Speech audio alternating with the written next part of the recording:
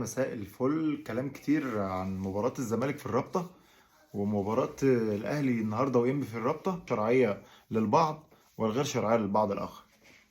نيجي نشوف النهاردة مباراة الزمالك. يعني المباراة دي جاية تفيد لعيبة بعينها، يعني اللعيبة اللي ما بتشاركش واللعيبة اللي لسه ما دخلتش مع الفرقة. مفيش أحلى من كده ماتشات إنك أنت تثبت نفسك فيها. لو ما ثبتش نفسك في الماتشات دي في غياب وتريح المدير الفني للعيبة الأساسية بتاعتك، أنت هتظهر إمتى؟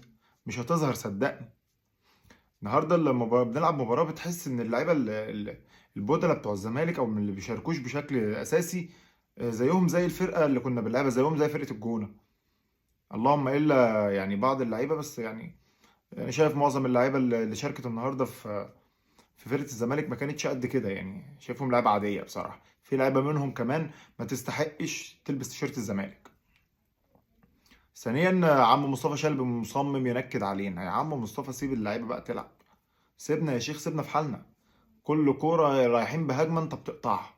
الله يسهل لك يا مصطفى. نيجي بقى للقطه الاشهر واللقطه اللي عليها جدل من امبارح، كرة الونش. بص زي ما حضرتك شايف كده، الونش بيشتت الكوره بتخبط في ايده.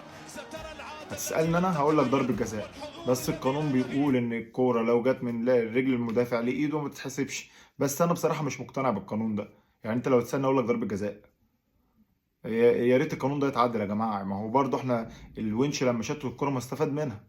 ما هو بيتعاقب، ما دي اهمال بالنسبة لي. اه مش قصده بس اهمال، انا بشوفها كده. انت هتسأل زملكاوي هقول لك ضربة جزاء والحكم المفروض كان يحسبها، بس القانون عندهم بيقول لا.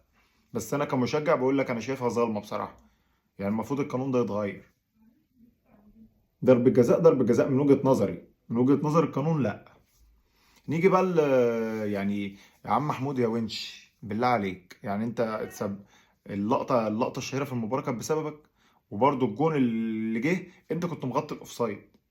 يعني انت مش مركز ليه؟ اللهم الا لقطة الهدف اللي انت رحت وسبت مكانك واتقدمت عشان تسجل. الله يبارك لك يا عبد الله سعيد.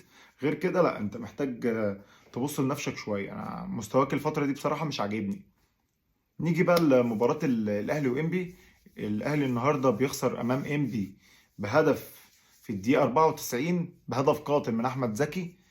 هدف بصراحة أنا شايف توهان من دفاع الأهلي وخط وسط الأهلي، سرحان مدافعش عن مرماه.